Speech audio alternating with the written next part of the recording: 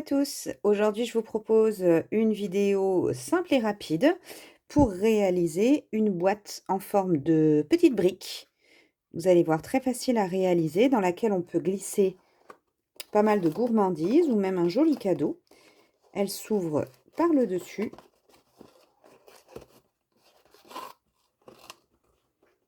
et on y glisse quand même pas mal de choses.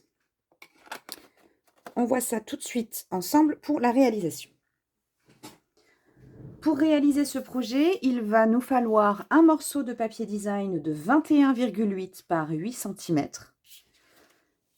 et un morceau de papier uni de 21 par 8 cm.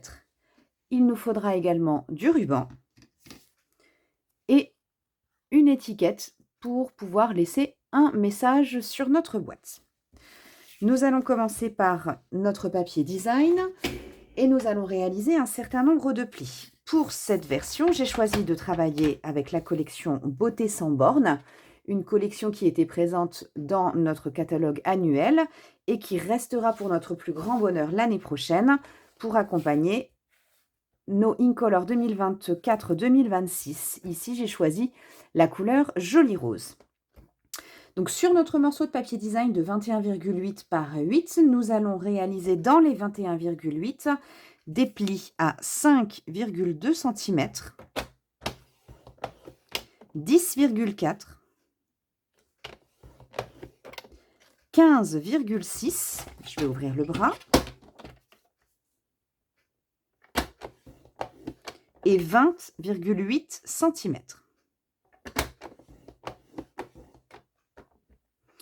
Je vais venir mettre ma ligne de pli ici, la petite partie de 1 cm vers le bas, et je vais venir réaliser deux plis, pardon, ici. Donc un premier pli à 2,5 cm et un second à 6 cm. Je vais reprendre donc sur ce papier ici où j'ai réalisé donc un certain nombre de plis, on les voit peut-être un petit peu mieux ici. Je vais venir faire des repères, donc j'ai ma bande, je vais le plier, ce sera peut-être plus visible. Sur l'envers de mon papier, j'ai ma bande de 1 cm ici qui me servira de pâte de collage sur ma gauche. Je vais venir faire des repères dans le premier rectangle et dans le troisième rectangle au centre de ma feuille. Je vais venir faire ici des repères à 2,6 cm. Chaque rectangle mesure 5,2. Donc, je fais un repère sur la ligne de pli à 2,6 cm. Donc, dans mon premier rectangle. Dans le deuxième, je ne fais rien. Et dans le troisième, je vais faire la même chose. Il mesure également 5,2. Je vais faire un pli à 2,6 cm. Un repère, pardon, à 2,6 cm sur la ligne de pli. Je vais ensuite me servir de mon embouboule de l'outil touche à tout. Alors, ça va pas être peut-être pas très visible, mais dans les rectangles ici, peut-être que vous le verrez mieux si je marque les plis également. De mon repère, je vais essayer de le mettre ici. Alors, de mon repère ici à 2,6 que j'ai réalisé sur ma ligne de pli, je vais venir faire un pli, oui, tout à fait, jusqu'au croisement des autres plis. Je vais faire des plis dans la diagonale. Je vais réussir à être claire. Je vais faire des plis en diagonale, ici, donc de mon repère jusqu'au croisement de mes plis sur la ligne du dessous. Et je vais faire ça, je vais réaliser un triangle finalement avec ma ligne de pli du bas. Et je fais la même chose dans mon premier rectangle.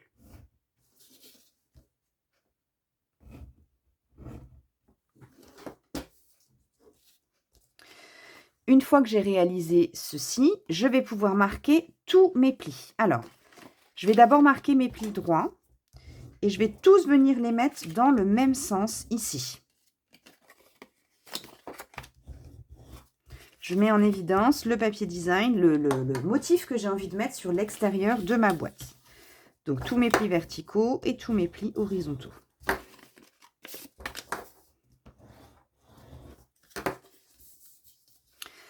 Pour les plis que j'ai réalisés ici en triangle, eux, je vais venir les plier dans le sens inverse.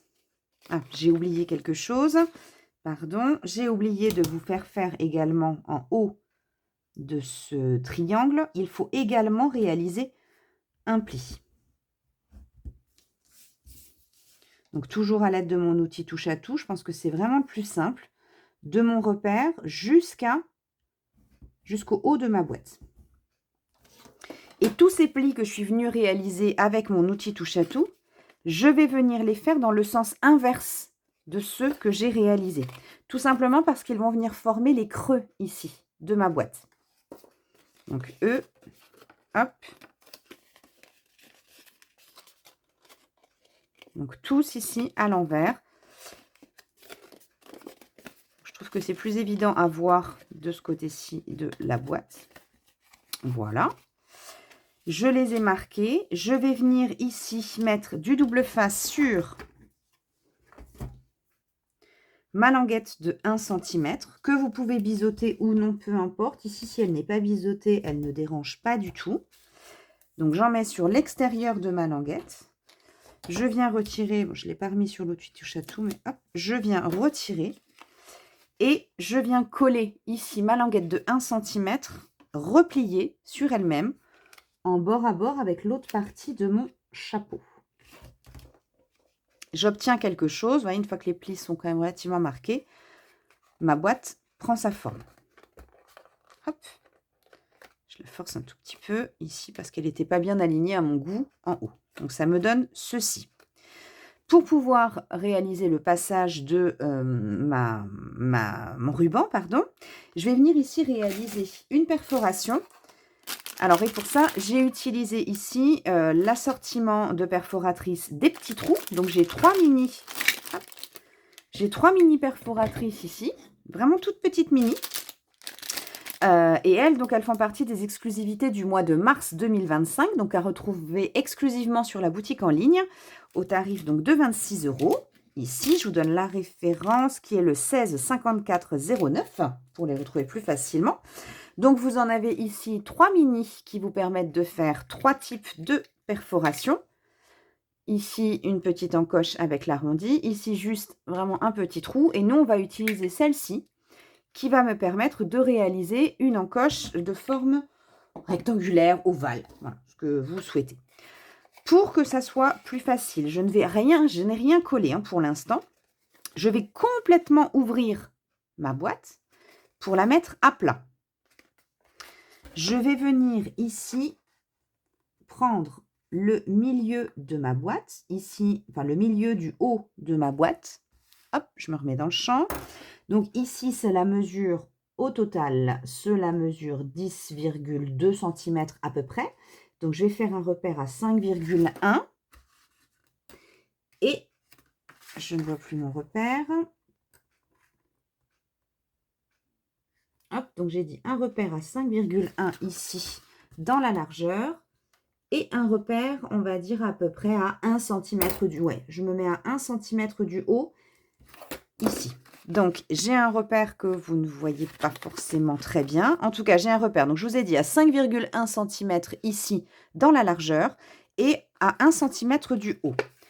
Le temps que c'est toujours à plat. Vous voyez, je peux en faire ce que je veux tant que je ne l'ai pas monté. Je vais venir ici perforer avec cette petite encoche. Vous voyez ce que ça me donne. Pour être sûr d'avoir des encoches, puisqu'ici, vous avez vu que ça va se refermer, donc ça m'empêche pour l'instant de faire passer mon ruban. Pour ne pas être ennuyé, je maintiens ici fermé. Je vais venir faire des repères avec mon crayon pour repérer où se situent mes encoches.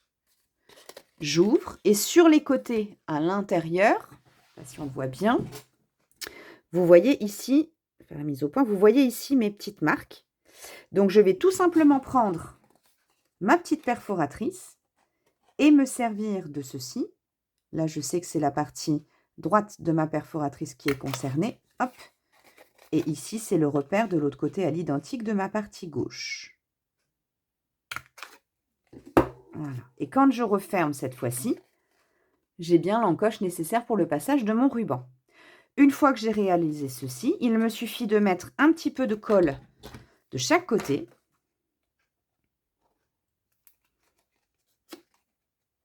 Donc uniquement sur la partie supérieure de ma boîte, sur la partie où se situe du coup mon encoche.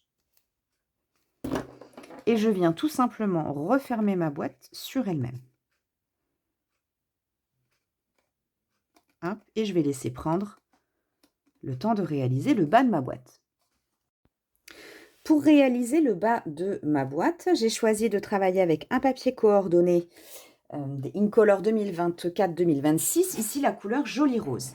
Il me faut un morceau donc, de papier uni de 21 par 9,9 cm.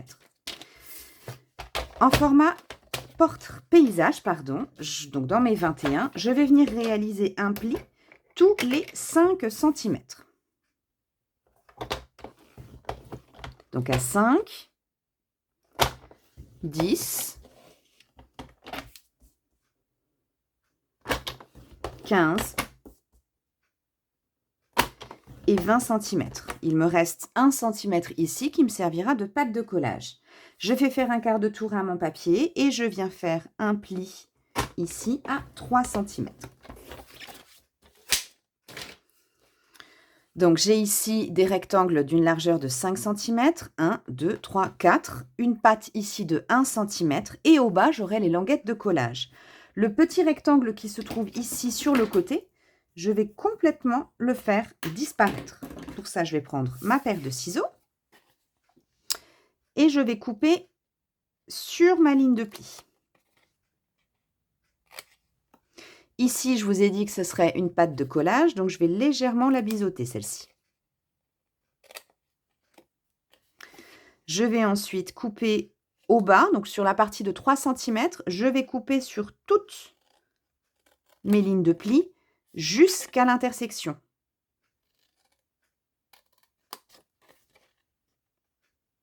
Et pour faciliter le montage de ma boîte, je vais biseauter une languette sur 2. Donc, je vais biseauter ma languette numéro 2. Je vais garder celle-ci pleine. Ce qui est important, c'est bien de n'en biseauter qu'une sur 2. Après, peu importe lesquelles.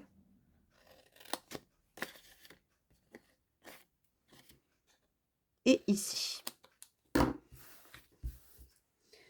Une fois ceci réalisé, je vais venir marquer tous mes plis vers l'intérieur et bien les marquer à l'aide de mon plioir.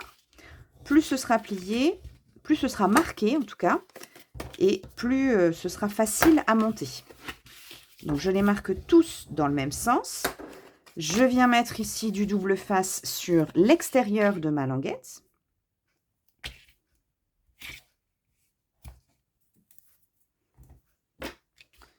J'enlève la protection, je replie ma languette vers l'intérieur et je viens replier la boîte sur elle-même en venant coller et positionner l'ensemble bord à bord.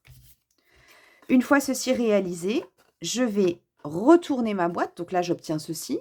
Je vais retourner ma boîte pour avoir mes languettes pour le fond de ma boîte.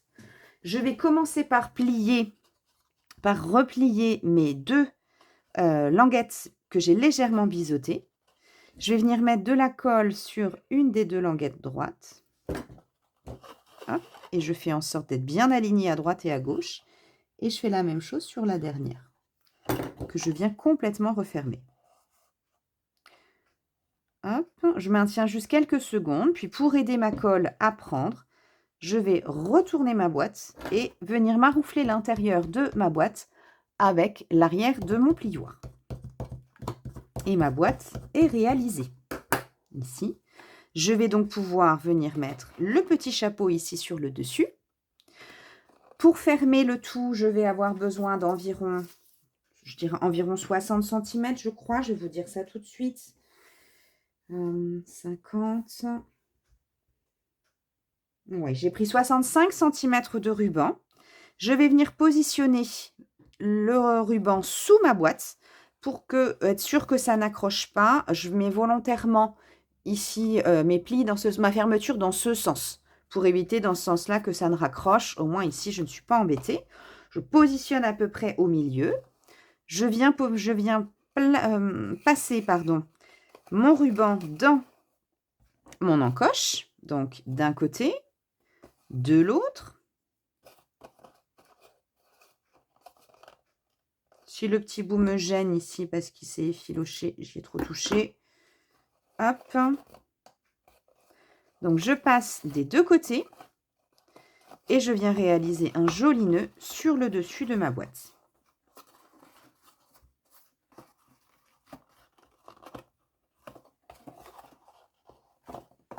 Hop. Je ne suis pas une grande spécialiste des nœuds, ça vous le savez depuis bien longtemps maintenant. Je n'ai pas la patience de réaliser ceci. Si vous estimez que votre nœud est trop grand, vous pouvez ajuster bien évidemment la longueur du ruban que vous avez pris. Je vais retirer un petit morceau.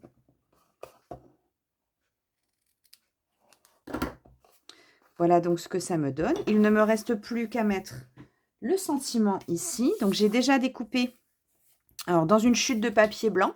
Je suis simplement venue tamponner un message pour toi de moi. Vous pouvez aussi très bien mettre un message de joyeuse Pâques, joyeux anniversaire, ce que vous avez. Celle-ci, pour information, elle mesure 4,2 cm sur 2 cm. Et j'ai choisi de venir la mater avec un papier à paillettes joli rose, on est 100% coordonné, qui lui mesure 5 par 2,5 cm. Je vais venir le coller l'un sur l'autre, tout simplement. Et pour donner encore un petit peu de relief à ma boîte, j'ai choisi de ne pas le coller complètement à plat, mais de venir mettre des mousses 3D.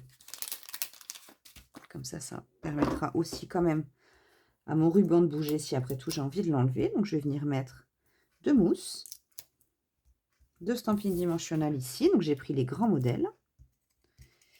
Je laisse le passage au milieu de mon ruban et je vais venir positionner ici, de biais pour moi, c'est un choix, mon joli message. Voilà donc les deux versions. Je n'ai pas refait le nœud. Voilà donc les deux versions que je vous propose, avec deux versions très printanières, l'une plutôt jaune-vert, avec un narcisse délice et un vert olive, et l'une très rose, très girly, prête à être offerte pour Pâques, ou tout simplement pour faire un joli petit cadeau, avec un grand plaisir d'offrir. Je vous dis à très bientôt.